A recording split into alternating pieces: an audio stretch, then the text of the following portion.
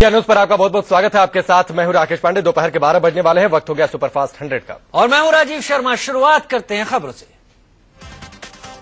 कांग्रेस अध्यक्ष सोनिया गांधी की बेटी प्रियंका गांधी ने अपने चचेरे भाई वरुण गांधी को हराने की अपील की है। सुल्तानपुर से बीजेपी उम्मीदवार वरुण के बारे में प्रियंका ने कहा कि वो उनके भाई जरूर हैं, लेकिन रास्ता भटक गए हैं। अगर आपको ये गलतफहमी हो रही है कि मेरे परिवार के एक सदस्य लड़ रहे हैं आपका चुनाव, वो हमारे परिवार के जरूर हैं, मेरे भाई हैं, लेकिन गलत रास्ते पे चलते हैं। और अगर गलत रास्ते पे कोई चल रहा है तो राजनीति में कभी कभी जनता का विवेक सही रास्ता दिखाता है। सुल्तानपुर में कांग्रेस कार्यकर्ताओं से बात करते हुए प्रियंका गांधी ने कहा कि जब परिवार का एक सदस्य रास्ता भटक जाता है तो उसे रास्ते पर लाने का काम हम सबका है। उन्होंने भटके वरुण को सही रास्ता दिखाने की अपील लोगों से की। आप भी हमारे परिवार के सदस्य हैं। जब एक परिवार का नौजवान सही रास्ता नहीं सीखता तो बड़े उसको बताते हैं, सिखाते हैं कि सही चीज क्या है। मैं ये अपेक्षा करती हूँ आपसे कि आप मेरे भाई को। प्रियंका ने यह भी कहा कि सुल्तानपुर में लोग दिल से और विवेक से वोट डालें। यहां से बीजेपी उम्मीदवार वरुण गांधी के खिलाफ कांग्रेस ने अमिता सिंह को मैदान में उतारा है। प्रियंका ने देश हित में वरुण को हराने की अपील की।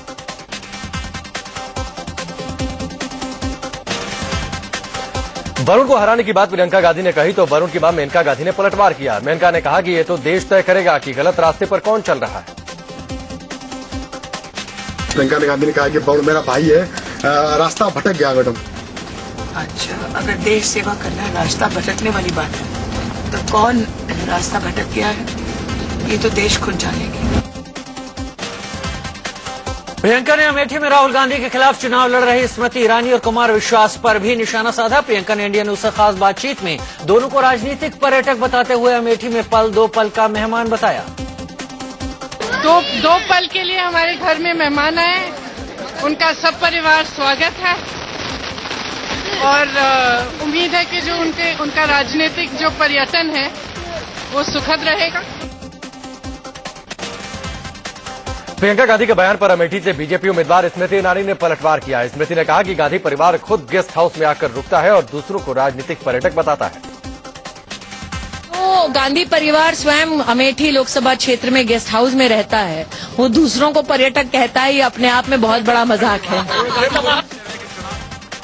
उधर आम आदमी पार्टी के उम्मीदवार कुमार विश्वास ने कहा कि वो अमेठी में तपस्या कर रहे हैं और 7 मई को अमेठी की जनता राहुल गांधी को हकीकत से रूबरू करा देगी। प्रियंका गांधी अपने भाई राहुल गांधी के चुनाव प्रचार के लिए अमेठी में डेरा डालेंगी। साथ ही वो अपनी मां सोनिया गांधी के लिए रायबरेली में भी प्रचार करेंगी। वो 15 अप्रैल से 17 अप्रैल तक दोनों संसदीय क्षेत्रों में कई जनसभाएं करेंगी। इससे पहले कल राहुल गांधी ने अमेठी से नामांकन किया था। अपने हलफनामे में राहुल ने अपनी कुल संपत्ति 9 करोड़ 40 लाख बताई, जिसमें चल संपत्ति 8 करोड़ 7 लाख रुपए की और करीब 1 करोड़ 33 लाख की अचल संपत्ति है। अपने हलफनामे में राहुल गांधी ने बताया कि उनके पास 35,000 रुपए की नकदी जबकि बैंक में 9.5 लाख रुपए जमा है। राहुल ने 9 लाख रुपए सोनिया गांधी से उधार भी लिए।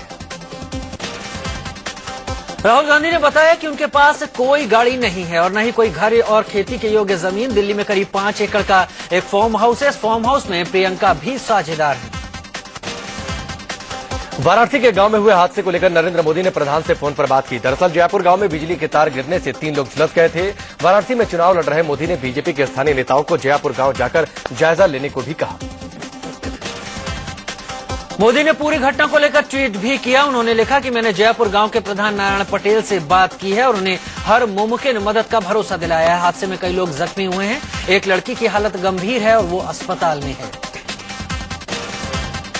बीजेपी के पीएम उम्मीदवार नरेंद्र मोदी की आज चेन्नई में रैली है। मोदी चेन्नई से बीजेपी उम्मीदवार ला गणेशन के लिए प्रचार करने वाले हैं। यहां मोदी का दक्षिण के सुपरस्टार रजनीकांत से मुलाकात का भी कार्यक्रम है।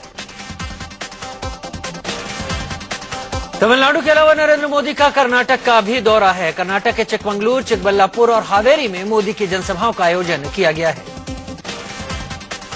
बीजेपी के प्रधानमंत्री पद के उम्मीदवार नरेंद्र मोदी 15 अप्रैल को बिहार के भागलपुर में रैली करेंगे। यहां से शाहनवाज हुसैन बीजेपी प्रत्याशी हैं, जिनके लिए मोदी प्रचार करेंगे और जनसभा को संबोधित करेंगे। प्रधानमंत्री मनमोहन सिंह के पूर्व मीडिया सलाहकार संजय बारू की किताब को लेकर नरेंद्र मोदी ने सोनिया गांधी पर भी बड़ा हमला बोला। मोदी ने पूछा कि 24 घंटे बीत जाने के बाद भी सोनिया चुप क्यों हैं। इतने गंभीर आरोप लगाती हुई किताब आई है। 24 घंटे हो गए, मैडम सोनिया जी आप चेहरे पर ताला लगा करके बैठे। मोदी ने राहुल गांधी को एक बार फिर शहजादा पुकारते हुए कहा कि शहजादे चोरी की बाइक से धूम 3 स्टाइल में यहां आए थे। मोदी ने यूपीए 2 को धूम 2 बताते हुए कहा कि अब धूम 3 नहीं होने देंगे।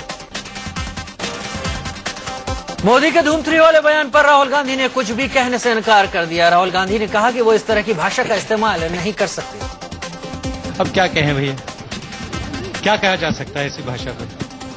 उनकी भाषा है, वो प्रयोग करते हैं इस भाषा की, हम ऐसी भाषा की प्रयोग नहीं करते। हमारा दूसरा तरीका है, हमारा प्यार का तरीका है, हम भाईचारे की बात करते हैं। उनको जो बोलना अच्छा लगता है वो बोल सकते हैं। आरजेडी सुप्रीमो लालू प्रसाद यादव ने ट्विटर के जरिए मोदी पर निशाना साधा है। लालू ने ट्वीट कर कहा कि मोदी ने ना तो राजधर्म निभाया, ना ही पतिधर्म। अपने लोकसभा क्षेत्र गांधीनगर में लालकृष्ण आडवाणी ने चुनाव प्रचार किया। यहां स्थानीय लोगों ने आडवाणी का जोरदार स्वागत किया, जिसके लिए आडवाणी ने उन्हें धन्यवाद दिया। लालकृष्ण आडवाणी के बेटे जयंत आडवाणी ने पिता के प्रचार की कमान संभाल ली है। कल जयंत आडवाणी ने गांधीनगर के कई इलाकों का दौरा किया और डोर टू डोर कैंपेनिंग कर पिता के लिए वोट मांगे। बीजेपी के राष्ट्रीय अध्यक्ष राजनाथ सिंह का आज से 2 दिन का लखनऊ दौरा है, जहां राजनाथ सिंह की कई चुनावी सभाएं हैं। 14 अप्रैल को राजनाथ पार्टी दफ्तर में प्रेस कॉन्फ्रेंस करेंगे। आज आम आदमी पार्टी के संयोजक अरविंद केजरीवाल का महाराष्ट्र के अहमदनगर में रोड शो है। इसके अलावा पंजाब के संगरूर में केजरीवाल की रैली का भी आयोजन है। योग गुरु बाबा रामदेव ने केजरीवाल का सशर्त समर्थन करने की बात कही है। रामदेव ने कहा कि वो केजरीवाल का समर्थन करेंगे अगर वो सोनिया गांधी के खिलाफ चुनाव लड़ने को तैयार हों। चुनाव आयोग के निर्देशों के बाद अमित शाह के खिलाफ मुजफ्फरनगर में 2 मामले दर्ज किए गए हैं। एक काकरेली थाने में जबकि दूसरा न्यू मंडी थाने में दर्ज कराया गया है। शाह पर 4 अप्रैल को मुजफ्फरनगर में भड़काऊ भाषण देने का आरोप है। शाह पर बिजनौर के शामली में भी मामला दर्ज किया जा चुका है। उधर चुनाव आयोग से नोटिस मिलने के बाद अमित शाह ने कहा कि उन्होंने इलेक्शन कमीशन से सीडी मांगी है ताकि वो ये बता सके कि उन्होंने बयान क्यों दिया था। यूपी के कैबिनेट मंत्री आजम खान के खिलाफ गाजियाबाद के मसूरी थाने में एफआईआर दर्ज की गई है। करगिल पर दिए गए विवादित बयान को लेकर उनके खिलाफ एफआईआर दर्ज कराई गई। जहरीले बोल पर नोटिस मिलने के बाद आजम खान ने चुनाव आयोग के नोटिस पर ही सवाल उठा दिए। आजम बोले उन्होंने सिर्फ ये कहा था कि बुलेट से खेलने वालों को बैलेट से जवाब दें। तो बुलेट के जरिए बदला देते हैं और भी कहलाते हैं कि वो देशभक्त हैं। हमने बैलेट के जरिए, बैलेट ही देश को सुधारने का और बचाने का एक रास्ता है। इसमें क्या गलत कहा है हमने? लखीमपुर में एसपी मुखिया मुलायम सिंह यादव ने आजम खान के खिलाफ जारी नोटिस पर चुनाव आयोग से पुनर्विचार की अपील की है। मुलायम ने एक बार फिर आजम के करगिल जंग पर दिए बयान को सही ठहराया। उधर इलाहाबाद में समाजवादी पार्टी के कार्यकर्ताओं ने चुनाव आयोग के खिलाफ प्रदर्शन किया है। एसपी कार्यकर्ताओं ने चुनाव आयोग का पुतला फूंकने की भी कोशिश की। ये लोग आजम खान की रैलियों और भाषणों पर रोक लगाने से भड़के हुए हैं। बिहार की 5 लोकसभा सीटों के 33 मतदान केंद्रों पर आज फिर से मतदान हो रहा है। ये सीटें औरंगाबाद, गया, काराकट, नवादा और जमुई हैं। 10 अप्रैल को इन 33 मतदान केंद्रों के आसपास नक्सलियों के विस्फोट और हमले की वजह से मतदान नहीं हो पाया था। उत्तराखंड के नैनीताल उधम सिंह नगर से बीजेपी उम्मीदवार भगत सिंह कोश्यारी ने नामांकन दाखिल किया। उत्तराखंड के पूर्व सीएम कोश्यारी का इस सीट पर कांग्रेस के केसी बावा से मुकाबला है। आम आदमी पार्टी ने यहां से कवि बल्ली सिंह को मैदान में उतारा है। गुजरात के वडोदरा में नरेंद्र मोदी के खिलाफ ताल ठोकने वाले कांग्रेस उम्मीदवार मधुसूदन मिस्त्री ने रोड शो किया। मिस्त्री ने कहा कि वो मोदी को करारी शिकस्त देंगे।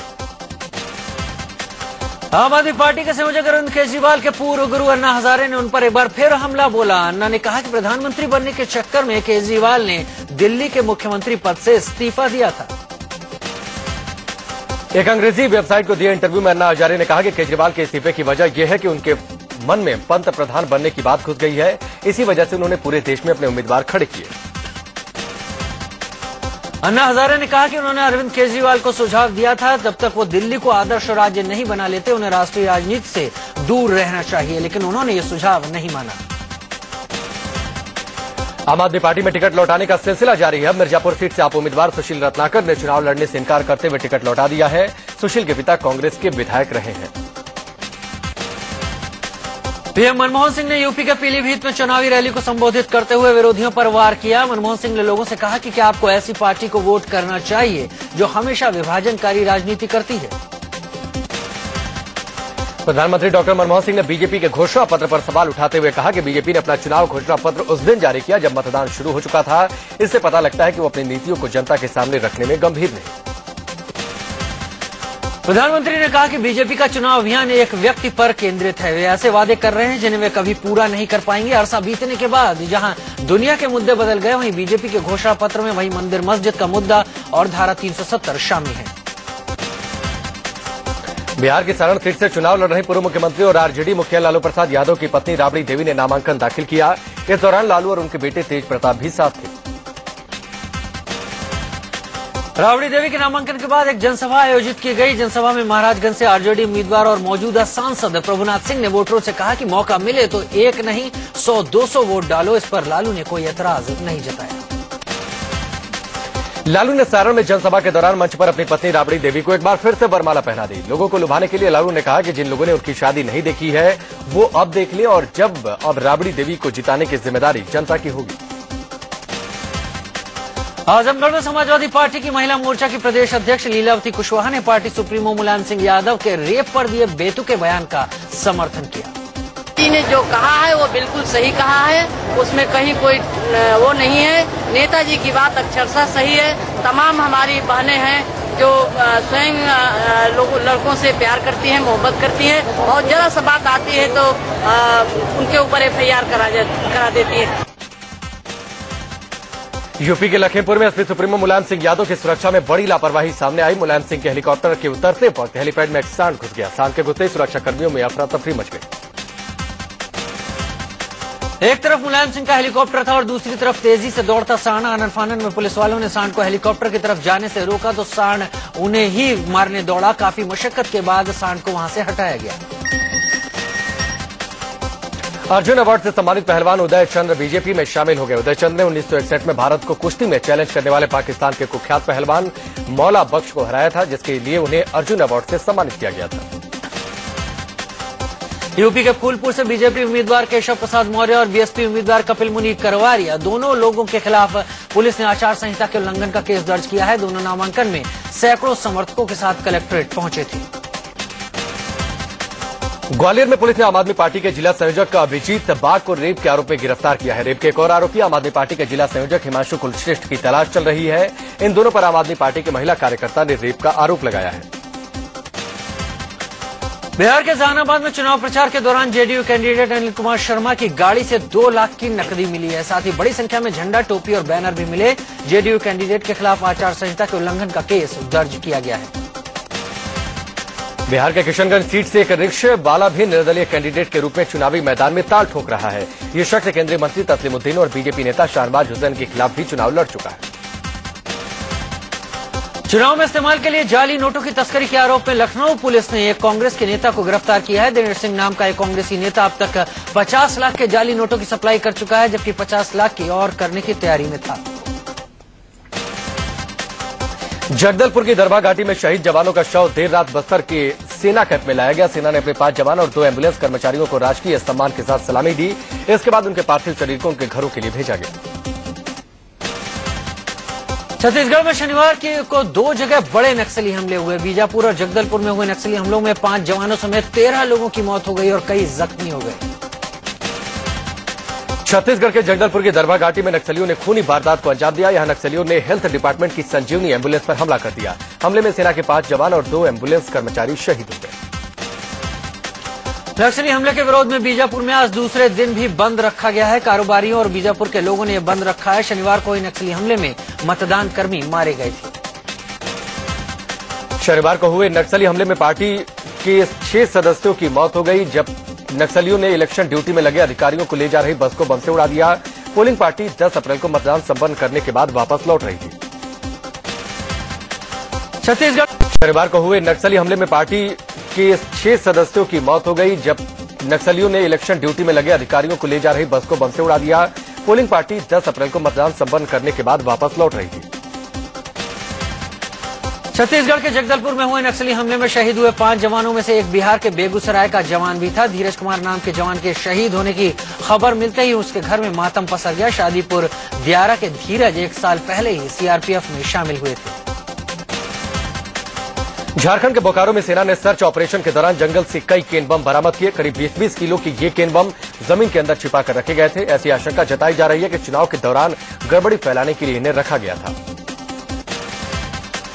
आसाराम के खिलाफ नाबालिग से यौन उत्पीड़न के केस में शनिवार को भी पीड़िता की गवाही पूरी नहीं हो सकी। कोर्ट ने गवाही की अगली तारीख 15 अप्रैल की रखी है। गवाही के दौरान पीड़िता भावुक हो गई और उसने कहा कि जिसे उसने भगवान माना उसी ने उसके साथ बदनीयती की। जोधपुर हाईकोर्ट ने इस मामले में पीड़ित आसाराम, शिवा, शरद प्रकाश और शिल्पी की ओर से निचली अदालत के चार्ज के विरुद्ध हाईकोर्ट में दायर रिवीजन याचिका को खारिज कर दिया। सभी की न्यायिक हिरासत 15 अप्रैल तक बढ़ा दी गई।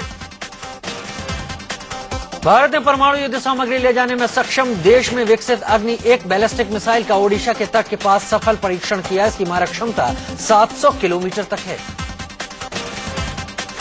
ये पहला मौका है जब अग्निवन रात के समय दागी गई। इससे पहले 18 फरवरी और 19 फरवरी को इसका परीक्षण टाल दिया गया था। 12 टन वजनी और 15 मीटर लंबी ये मिसाइल 1000 किलोग्राम तक पेलोड ले जा सकती है। इसे सेना में पहले ही शामिल किया जा चुका है।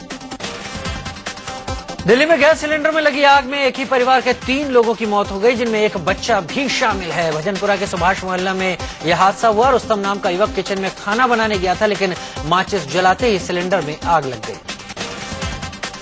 सिलेंडर में आग लगते ही लपटों ने पूरे घर को अपनी चपेट में ले लिया। खाना बनाने गए रुस्तम की मौके पर ही मौत हो गई। साथ ही दूसरे युवक इरफान ने भी दम तोड़ दिया। आग लगने में बुरी तरह से झुलसे 4 साल के हुमैद की अस्पताल में मौत हो गई। दिल्ली सिटी ग्रेटर नोएडा में एक इंजीनियर की गोली मारकर हत्या कर दी गई। रेस्टोरेंट में खाना खाते वक्त विवेक शर्मा नाम के इंजीनियर की बदमाशों से कहासुनी हो गई, जिसके बाद बदमाशों ने उसे गोली मार दी। मौके पर ही विवेक ने दम तोड़ दिया। इंजीनियर विवेक शर्मा आगरा का रहने वाला था। उसे मौत के घाट उतारने के बाद बदमाश मौके से फरार हो गए। साथ ही रेस्टोरेंट के कर्मचारी भी भाग खड़े हुए। रेस्टोरेंट में सीसीटीवी भी खराब पड़ा मिला। दिल्ली के नबी करीम इलाके में 7 साल की मासूम से छेड़छाड़ का मामला सामने आया है। बच्ची ने घर वालों को मामले की जानकारी दी तो पुलिस में रिपोर्ट दर्ज करवाई गई। पुलिस ने मामला दर्ज कर असगर नाम के आरोपी को गिरफ्तार कर लिया है।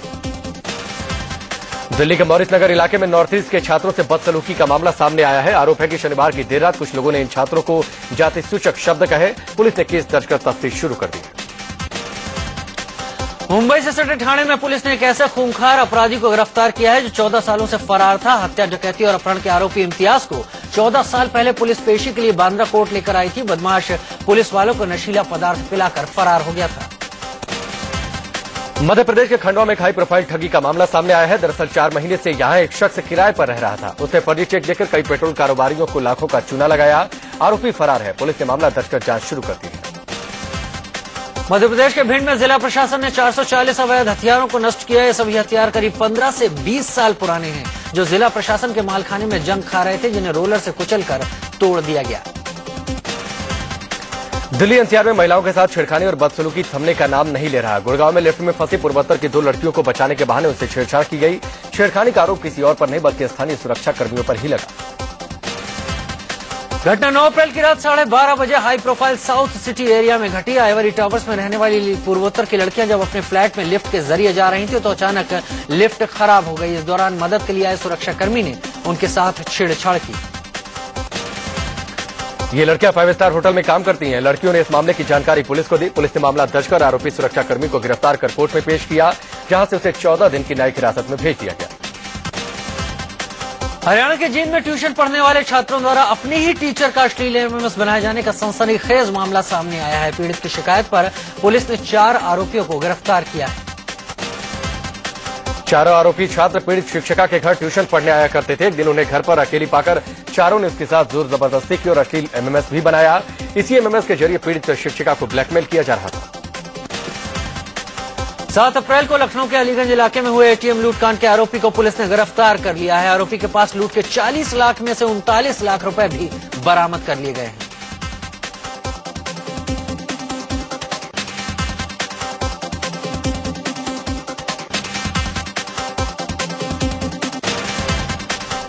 आरोपी एटीएम में पैसा डालने वाली सिक्योरिटी एजेंसी में ही गार्ड की नौकरी करता है। 7 अप्रैल को जब कंपनी का कैशियर और अन्य गार्ड अलीगंज स्थित एटीएम में पैसा जमा करने गए तो ये गाड़ी में रखी बाकी रकम लेकर फरार हो गया।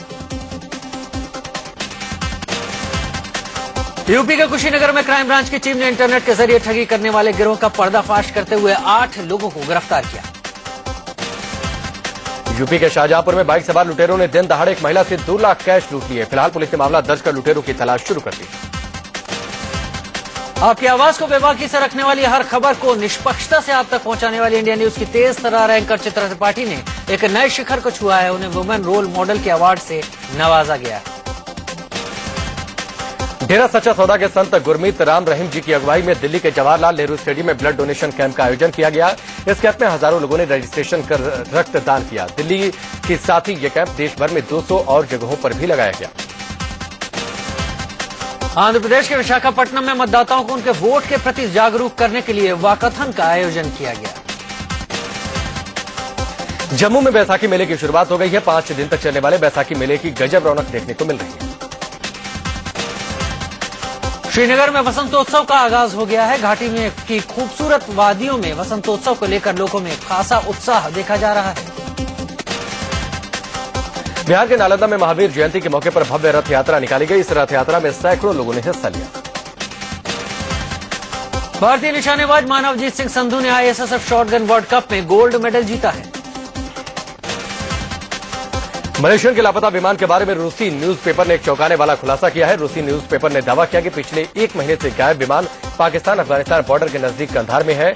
रूसी न्यूज़पेपर ने खुफिया विभाग के एक सूत्र के हवाले से ये जानकारी दी। न्यूज़पेपर ने खुफिया विभाग के सूत्रों के हवाले से बताया कि विमान के गायब होने में पायलट की कोई गलती नहीं थी। इसे अज्ञात आतंकवादियों ने हाईजैक किया था। निकारागुआ में राजधानी सहित कई शहरों में गुरुवार को आए 6.1 तीव्रता के भूकंप से एक की मौत हो गई और करीब 33 लोगों के घायल होने की खबर है। अमेरिकी भूवैज्ञानिक सर्वेक्षण के अनुसार स्थानीय समय अनुसार गुरुवार शाम 5:27 पर आया भूकंप लारेनागा से 18 किलोमीटर और राजधानी मानागुआ के 50 किलोमीटर उत्तर में 10 किलोमीटर की गहराई पर था। स्मृति ईरानी के बेहद लोकप्रिय सीरियल क्योंकि सास भी कभी बहू थी की एक बार फिर से वापसी होने जा रही है। प्रोड्यूसर एकता कपूर ने इस खबर की पुष्टि भी कर दी। बॉलीवुड के वरिष्ठ कलाकार प्रेम चोपड़ा की बायोग्राफी को एक्टर अक्षय कुमार ने लॉन्च किया। एक्टर सिद्धार्थ मल्होत्रा ने मेंस हेल्थ मैगजीन के नए अंक का अनावरण किया। हेल्थ मैगजीन के कवर पेज पर इस बार सिद्धार्थ मल्होत्रा को ही जगह दी गई है।